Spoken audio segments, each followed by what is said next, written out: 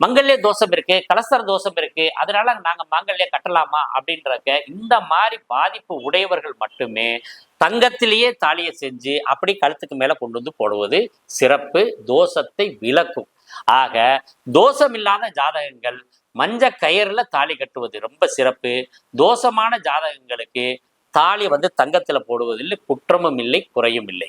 ஆக எதற்காக போடுகிறோம் என்பதை தெரிந்து போட்டீங்கன்னா என்னாலும் பொன்னாள் தான். பொதுவா தோஷங்கள் அதிகமா இருக்கும்போது இந்த மஞ்ச சரடு போடுறதே குறையா இருப்பாங்க. ஏன்னு கேட்டீங்கன்னா அந்த சரடு போடும் போதே வீட்டுக்குள்ள சண்டைகள் நடக்கும். அதனால கொஞ்சம் கவனத்தோடனும் மிகவும் சிரத்தையோடையே இந்த விஷயத்துல கவனமா இருக்கணும். பொதுவா தங்கத்துல மஞ்ச கயரே இல்லாம போட்டோம்னா அது மனைவின்ற ஸ்தானத்தை குறைக்கும். நண்பராகவோ அல்லது பார்ட்னராகவோ இருக்கிற மாதிரி அது ஒரு எண்ணத்தை தரும். அதனாலதான் நிறைய ஜோதிடர்கள் தாரதோஷம், கலஸ்தர தோஷம், மங்கல்ய தோஷம் இதெல்லாம் இருக்கும்போது தங்கத்திலே தாலி போட்டுக்கங்க, மஞ்ச கயிறு வேணாம் அப்படின்னு சொன்னதுக்கு காரணம். ஆக தோஷம் இல்லாதவர்கள் மஞ்ச கயிறுல தாலி கட்டுவது நல்ல சுபிச்சத்தையும் நல்ல தெய்வ கடாட்சத்தையும் கொடுக்கும்.